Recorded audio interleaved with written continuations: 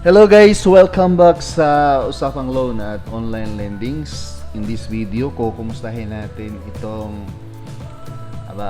mayroon pong promo ngayon ang fanbrew.ph. Alam ko marami sa inyo ang medyo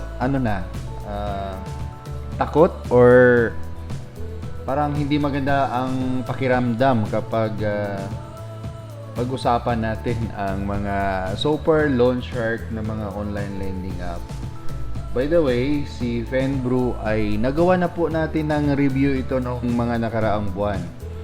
At marami sa inyo ang nagbigay ng inyong mga experiences pagdating po sa kanila. At marami tayong natanggap na bad feedbacks about po kay Fanbrew. So si Fanbrew ay masasabi natin na parang super loan shark din po sila. Although yung mga promos nila ay sa umpisa maganda.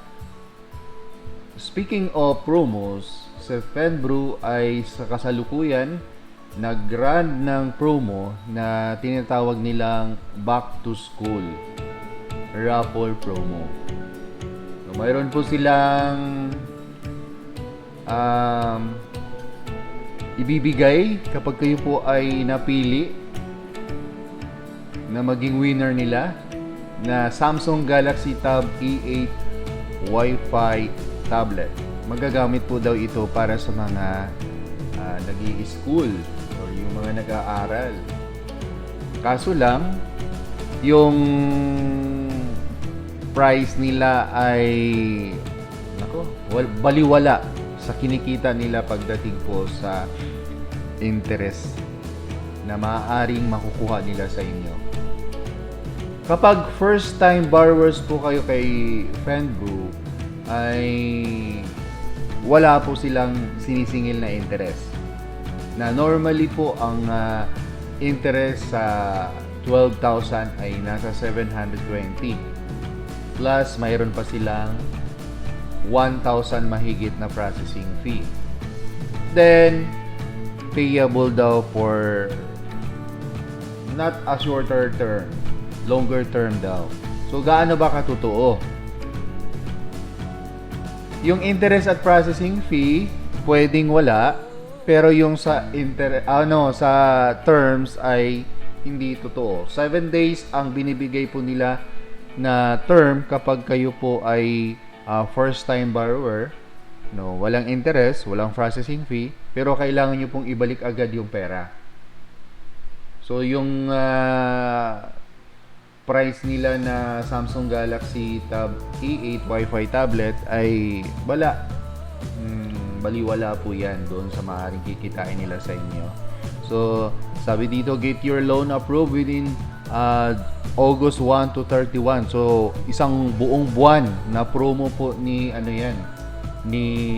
Fanbrew.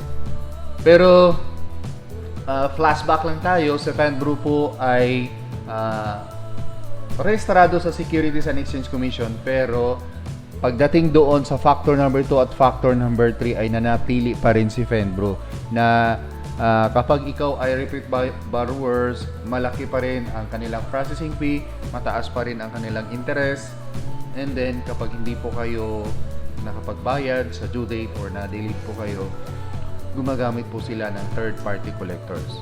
Speaking of third-party collectors, ayan, ang mga third-party collectors ay ibang company po yan sila, walang ibang ginagawa kundi maningil ng maningil. Nakadepende din yung komisyon at saka sahod nila sa masisingil nila, kaya ganun na lang po sila kaporsigidong maningil. Wala po silang pakialam kung anong mararamdaman ninyo, kung anong mangyayari sa inyo, matsugi ba kayo dahil sa sobrang stress na. So walang iniisip yung mga collectors ng mga loan shark na online lending app. Gaya na lang kay Fanbrew. So kami dito ay nanatili pa rin na ang aming desisyon, ang aming review ay hindi pa rin namin rekomendado itong fanbrew.ph na to. In fact, ang dami talaga ng bad reviews na natanggap natin mula po sa ating mga followers. So, hindi po natin hahayaan na si Fenbrew ay maaaring ipahamak, ikakapahamak ng mga kababayan natin kung sakaling susubukan nila or itry po nila si Fenbrew. First loan siguro pwede. No, itry nyo lang. Kasi wala namang interest at wala namang processing fee. Pero mag-ingat kayo. Siguraduhin nyo po kung susubukan nyo po, alam nyo po kung saan nyo kukunin yung pambayad. Oo. Hindi yung uutang kayo tapos wala pa kayong idea kung makakapagbayad ba kayo sa due date or hindi. Imagine niyo po yung 7 days, ang bilis nun. At ang masakla pa, 7 days ang term, pero sa pang 4 days or 5 days, may tatawag na sa inyo. Oo. Mangungulit na kailangan ito bayaran mo sa araw ng ganito. 'Di ba? Yung tipong nag-iisip ka na or excited ka na bayaran yung loan mo, pero minsan dahil sa kakulitan ng collector, parang yung willingness mo na magbayad ay mabubura agad dahil sobrang kulit na. 'Di ba? May may plano ka namang bayaran sila. Kaya mag-ingat po sa mga loan shark na online lending app, ganun po ang kalakaran nila. Oo. Talaga, kukulitin ka nila na bayaran mo yung utang mo kahit malayo pa doon sa due date. Which is, siguro kung 1 month ang term, pwede sigurong ganun kasi may possibility na makakalimutan mo dahil 30 days yun. Pero yung 7 days, paano makakalimutan mo yun?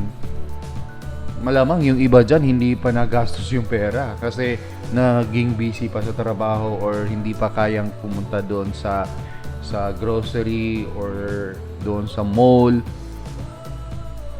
Di ba? Tapos sisingiling ka na. Kung kayo, sa sitwasyon ninyo, ano ba ang mararamdaman ninyo kapag kinukulit na kayo? 'Di ba, maging talaga, masisira yung mood mo, masisira yung araw mo. So, guys, Fenbrew.ph ay hindi namin rekomendado until now at hindi rin namin ito hahayaan na mamamayagpag at maraming magiging biktima. So, kayo po ay dapat mag-research muna bago po umutang sa mga online lending app. Siguraduhin po na alam nyo kung loan shark ba ito or hindi. So, hindi lang po excitement ang ipaiiralin natin. Baka magsisisi kayo sa huli dahil wala na, late na po na nalalaman ninyo na ang inyong pinasukang agreement ay hindi para nakakatulong sa inyo, lalo na pagdating po sa finances or sa financial na pangangailangan ninyo. So, please like and share sa video na to para maraming makakaalam at hindi magiging magiging biktima at hindi magsisisi dahil po napasok sa walang kwentang company na nag-offer ng loan, kunwari makakatulong pero hindi pala. So thank you very much po at shout out po sa lahat ng mga viewers natin, shout out sa ating mga subscribers at higit sa lahat sa mga members natin dito sa Usapang Loan at Online Lending. Abangan nyo po ang mga next update natin ng iba't ibang mga online lending app, lalo na sa mga loan shark at super loan shark na ula na walang ibang hangad kundi pagpipirahan at kumita sila sa atin. So abangan nyo po yan. Kaya mag-subscribe na po kayo. Maraming salamat, hanggang sa muli. Paalam.